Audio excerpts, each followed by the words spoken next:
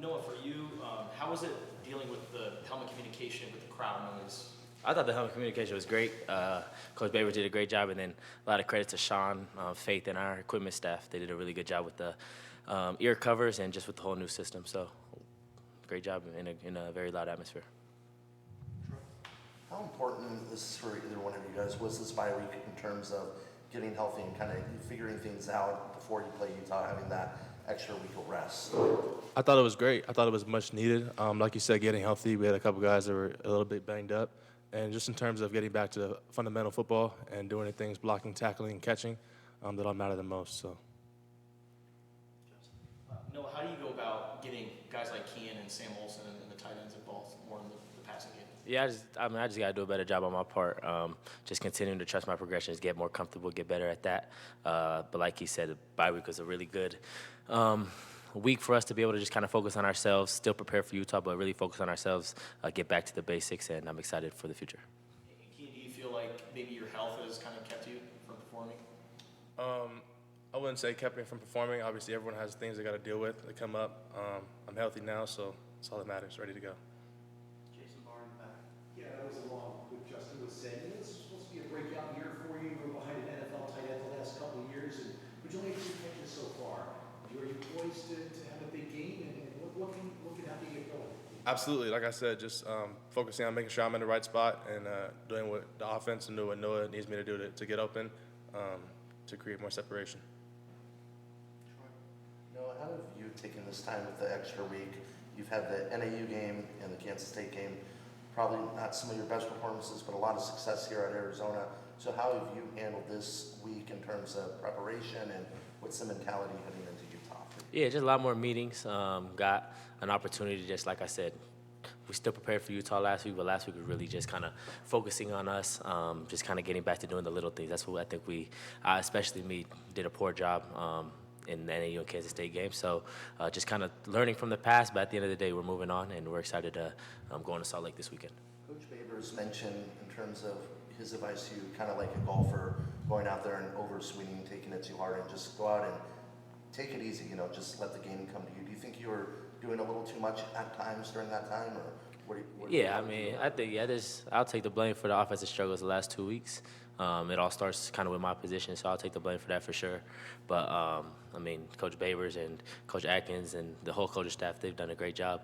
Last week kind of just continuing to teach us, continuing to prepare us, and like I said, we're trying to make these little details, these little improvements that we got to make in order to do what we want to do.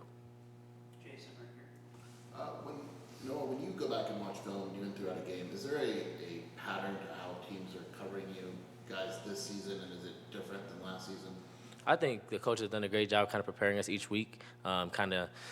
We've pretty much known what we were going to get week in and week out. Obviously, there's minor adjustments that defenses will make, especially when you have a guy at our X position that we have. So we expect that, but at the end of the day, just kind of getting back to executing the offense, doing our job, and just playing the scheme that we're blessed with.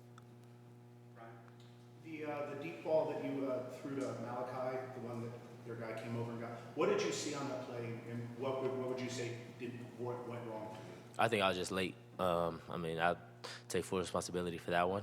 Mal kind of got past the second level in a hurry, and I should have hit him right behind the third level safety, but took an extra hitch, and that's kind of what caused the play. But great play call, great play by the corner that ended up making the play.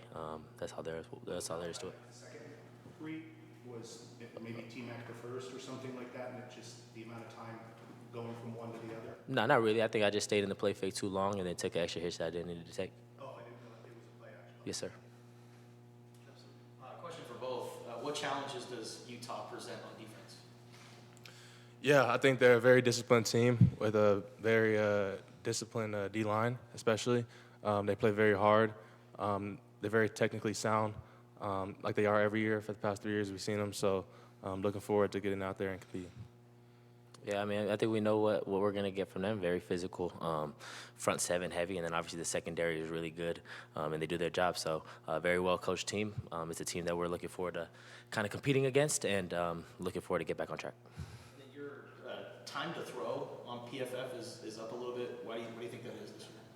Up. like. Just in terms of like holding on to the ball and stuff. Oh, I mean, I think you got to give credit to the O-line for protecting, and then I just got to make better decisions with the time that I have. I think you started to answer this, but Dino Babers was just in here, Noah, and he said that you need to try less hard. We all know about your preparation and how much effort you put into each game plan. What do you think he meant by that, though? I think Coach Baber was just trying to get me to have fun and kind of get me to just play the game how I grew up playing the game. I think that I just got to get back to just letting my guys win, letting my guys go do what they do, getting them the ball, and letting them go make plays in space. So that's kind of what we've been working on. Noah, I know how important your faith is to you, and after the last game you made a comment that God doesn't make mistakes. How do you combine that into what happens in the game and knowing if there's indeed a plan, how you fit into it and how you can adjust if there may be already something in place? Yeah, at the end of the day, God is always in control. I mean, I believe that. I think I had a good sermon this week and just kind of talk about the scripts has been already written, and it's been written since the day I was born. So I understand that he's in control, so that's why there's no doubt, there's no wavering faith in that phase. But at the end of the day, I got to do my job and I got to do my work. So like I said, I believe that everything happens for a reason, and I got to go make the adjustments, go make the learning. I got to do the learning that I got to do to be able to be better. Can you share with us your relationship with your Uncle Steve? Because he played at Utah. Yes, sir.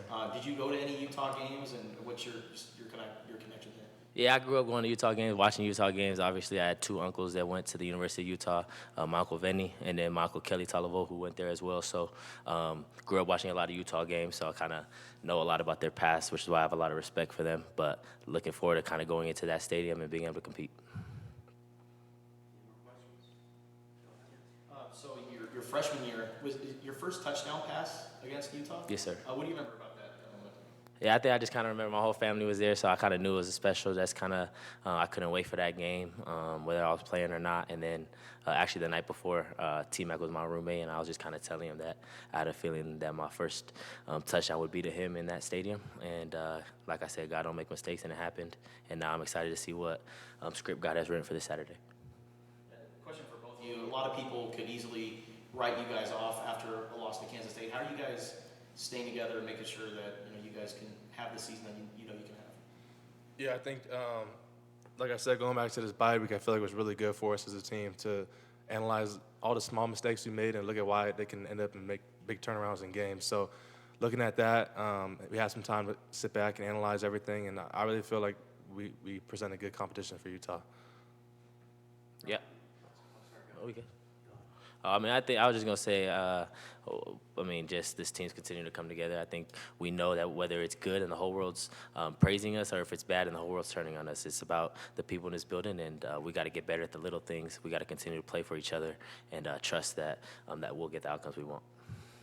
Last question, Keyan, considering that when you guarded out in space, it's usually going to be a physical mismatch for you against a smaller guy.